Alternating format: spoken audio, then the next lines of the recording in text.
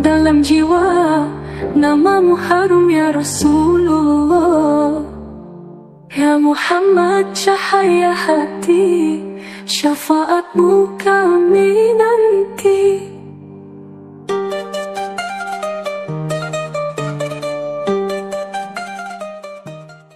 Assalamualaikum warahmatullahi wabarakatuh.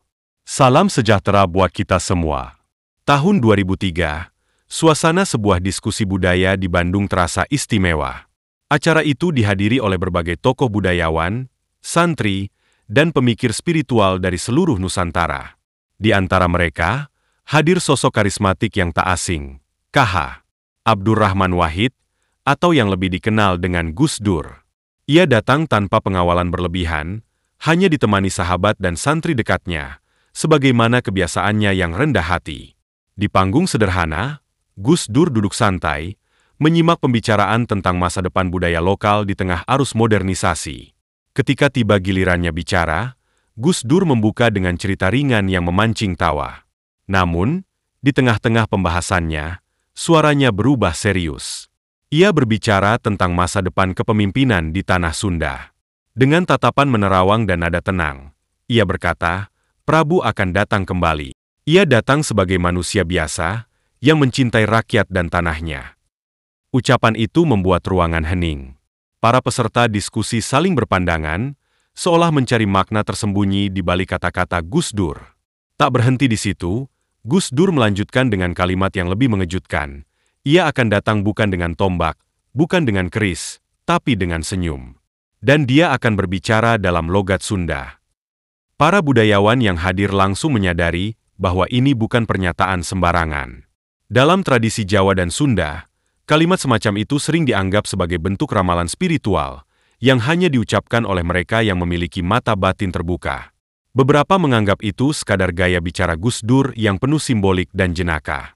Namun, sebagian yang lain, terutama para sesepuh dan ahli kebatinan, mencatat kata-kata itu dengan serius. Sebab Gus Dur dikenal bukan hanya sebagai kiai dan presiden, tapi juga memiliki penglihatan batin yang dalam. Banyak cerita menyebutkan bahwa Gus Dur bisa melihat masa depan atau mendapatkan ilham gaib yang kemudian terbukti terjadi. Kata-kata Gus Dur mulai menyebar dari mulut ke mulut. Beberapa media lokal menulis kutipannya, tapi tidak menanggapinya secara serius. Namun di kalangan pesantren dan penggiat budaya Sunda, ramalan itu mulai dibicarakan dengan khusyuk. Mereka mencoba menafsirkan siapa sosok Prabu yang dimaksud. Apakah benar akan datang seseorang dari tanah Sunda yang akan menjadi pemimpin spiritual dan budaya di masa mendatang? Sebagian menengok pada teks-teks kuno seperti Serat Pajajaran, Wangsit Siliwangi, atau naskah-naskah tua dari pesantren di Cianjur dan Garut. Mereka mulai merangkai potongan-potongan ramalan dengan ucapan Gus Dur. Muncullah keyakinan bahwa apa yang diucapkan sang kiai adalah kelanjutan dari wasiat leluhur Sunda, tentang kembalinya energi Prabu Siliwangi dalam bentuk baru, bukan sebagai sosok fisik, tetapi perwujudan nilai-nilai luhur, kasih sayang, perlindungan, dan kebijaksanaan. Seiring waktu, ramalan itu seperti tidur dalam diam, menunggu saatnya bangkit. Hingga bertahun-tahun kemudian, di tengah hiruk-pikuk dunia politik dan krisis moral, masyarakat Sunda mulai menyadari, ada seorang tokoh yang perilakunya seolah mencerminkan ucapan Gus Dur. Seseorang yang hadir di tengah rakyat, berjalan tanpa keris, tanpa ambisi, namun mampu menyentuh hati banyak orang. Dan sejak saat itu, ramalan Gus Dur tak lagi dianggap sebagai kata-kata kosong. Ia menjadi petunjuk spiritual, semacam isyarat yang kini perlahan mulai menunjukkan arah. Arah menuju kebangkitan nilai-nilai lama yang hidup kembali dalam sosok baru. Prabu, kata Gus Dur, tak lagi duduk di singgasana, tapi hidup dalam tindakan dan kasih sayang. Di tanah Jawa, legenda dan ramalan leluhur selalu menjadi bagian tak terpisahkan dari sejarah dan budaya masyarakat. Salah satu tokoh legendaris yang paling dihormati adalah Sabdo Palon, sosok bijak yang dikenal sebagai guru spiritual para raja dan pahlawan. Dalam beberapa naskah kuno dan cerita rakyat, Sabdo Palon pernah berpesan tentang masa depan Nusantara, masa di mana negeri ini akan mencapai kemakmuran gemah ripah loh jinawi. Suatu masa nanti, akan datang seorang pemuda yang merakyat, dari Jawa. Ia sederhana, lahir dari rakyat biasa, dan datang dari arah barat, mengenakan ikat kepala sebagai tanda kesederhanaannya. Pesan ini menyebar dari mulut ke mulut di kalangan para sesepuh Jawa, yang percaya bahwa sosok tersebut bukan hanya sekadar bayangan masa depan, tetapi nyata di dunia sekarang. Banyak yang mulai mengaitkannya dengan sosok Kang Deddy Mulyadi, yang dikenal selalu mengenakan ikat kepala khas Sunda dan berkeliling belusukan di berbagai pelosok Jawa Barat. Kang Deddy, dengan gaya sederhana dan tutur katanya yang merakyat, dianggap memenuhi ciri-ciri Sabdo Palon. Ia bukan dari kalangan bangsawan atau elit politik, melainkan berasal dari keluarga biasa yang tumbuh dekat dengan rakyat. Penampilannya yang bersahaja dan gerak langkahnya yang tak mengumbar kekuasaan, membuatnya disegani sekaligus dicintai. Di kalangan budaya Jawa dan Sunda, Sabdo Palon sering diidentikan dengan sosok Mbah Semar, penasehat bijak yang rendah hati, melindungi rakyat dari ketidakadilan. Banyak yang melihat Kang Deddy sebagai Semar masa kini, penjaga nilai-nilai tradisi yang mulai terlupakan di tengah arus modernisasi. Dalam sebuah pertemuan budaya di Solo, seorang dalang wayang menyebutkan, Sabdo Palon dan Semar bukan hanya cerita. Mereka adalah lambang harapan bahwa di masa gelap, akan muncul cahaya yang membawa keseimbangan. Bila Kang Deddy memang titisan itu, maka kita harus mendukung dan menjaga dia, bukan untuk mengangkat dia jadi raja, tapi untuk menjaga nilai luhur yang ia bawa. Kang Deddy sendiri menghindari pembicaraan yang mengarah pada hal-hal mistis. Ia lebih memilih fokus pada kerja nyata, seperti membantu petani dan memajukan pendidikan budaya. Namun, ia tak menolak bila masyarakat melihat dirinya sebagai bagian dari ramalan leluhur. Kalau itu bisa membuat orang lebih cinta tanah air, saya syukuri, katanya singkat.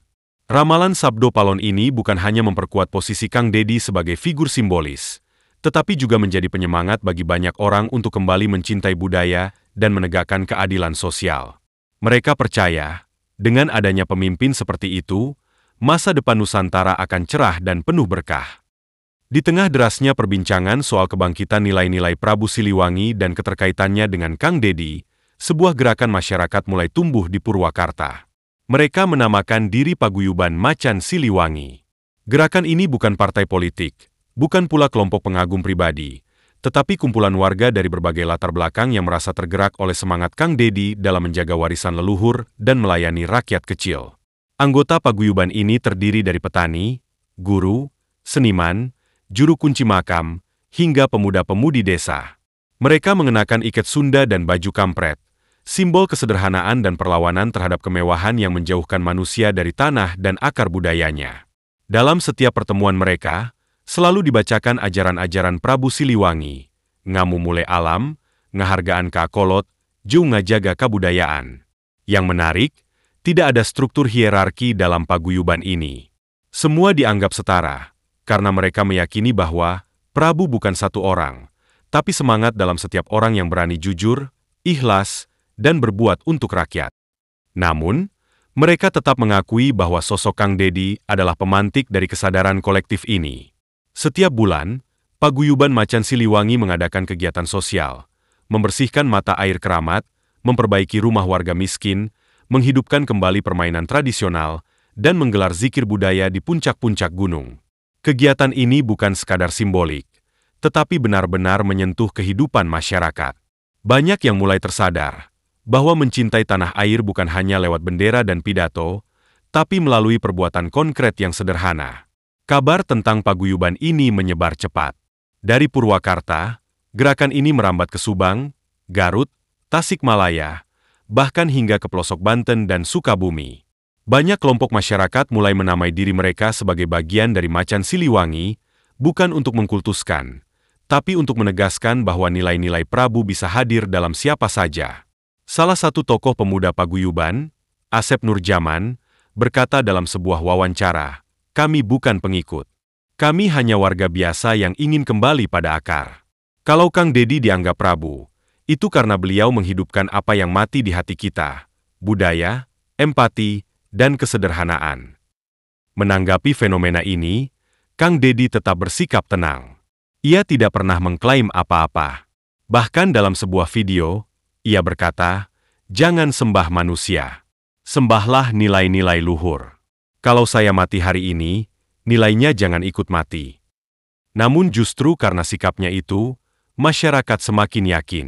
Ia adalah perwujudan nyata dari pesan leluhur yang lama tertidur. Paguyuban Macan Siliwangi pun bukan sekadar gerakan, melainkan simbol kebangkitan budaya dan nurani yang telah lama hilang dalam hiruk-pikuk kekuasaan. Suatu hari, dalam sebuah acara haul Gus Dur yang diadakan sederhana di Jombang, seorang santri sepuh bernama Kiai Umar membuka lemari tua milik almarhum gurunya. Di antara tumpukan kitab kuning dan catatan-catatan lama, ia menemukan sepucuk surat bertuliskan tangan yang khas, huruf Arab pegon yang halus dan rapi.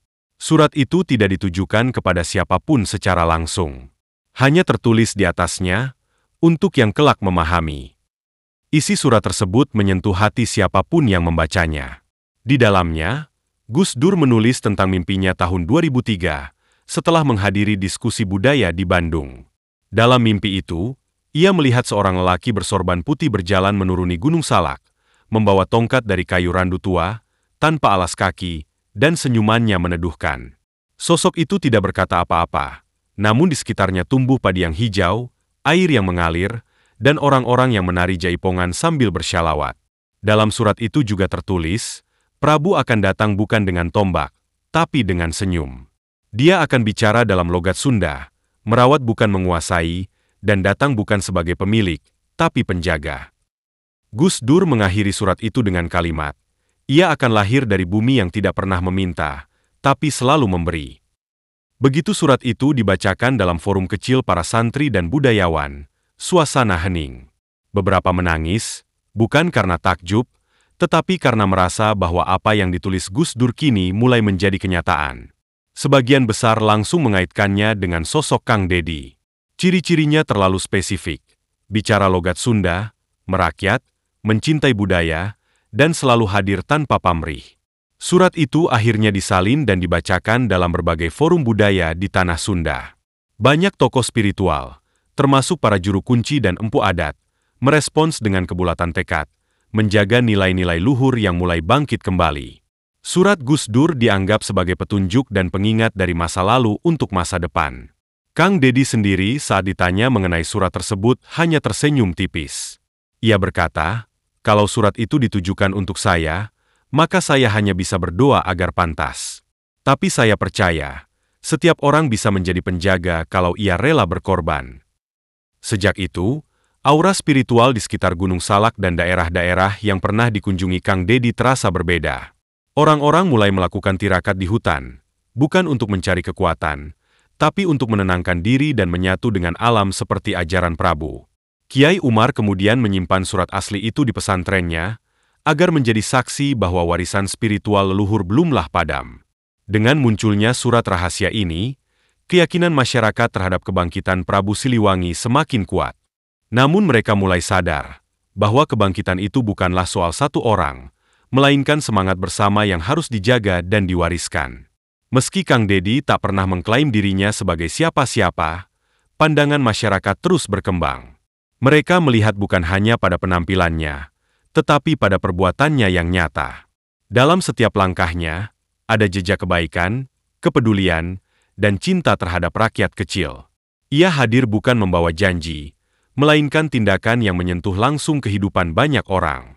Ramalan Sabdo Palon, yang menyebut akan datangnya pemuda dari arah barat dengan ikat kepala, terasa seolah menyatu dalam sosok Kang Deddy. Ia datang bukan dengan kekuatan senjata atau kekuasaan, melainkan dengan senyum dan tangan terbuka. Itulah ciri pemimpin sejati dalam filosofi Jawa dan Sunda. Dari Sunda hingga ke jantung Jawa, gaung namanya mulai disandingkan dengan semangat para leluhur. Ia tak hanya menjaga nilai adat, tetapi juga memberi harapan baru di tengah kegelisahan bangsa. Masyarakat yang haus akan keteladanan mulai menoleh ke arahnya, bukan sebagai penyelamat, tapi sebagai pemantik semangat kebangkitan budaya dan nurani bangsa. Semakin banyak tokoh spiritual, budayawan, hingga rakyat biasa yang merasa bahwa ramalan-ramalan lama mulai menunjukkan kebenarannya. Sosok pemimpin yang lahir dari rahim rakyat, tumbuh bersama tanah dan adat, akhirnya benar-benar hadir di tengah-tengah mereka. Mungkin inilah pertanda bahwa masa yang dijanjikan Sabdo Palon sedang menyapa. Kang Deddy tetap melangkah dengan rendah hati. Ia lebih suka dianggap sebagai pelayan masyarakat daripada simbol. Namun, sejarah sering mencatat bahwa pemimpin besar justru lahir dari kesederhanaan dan keheningan, bukan dari sorotan atau panggung. Dan dalam diamnya, harapan itu tumbuh subur di hati rakyat.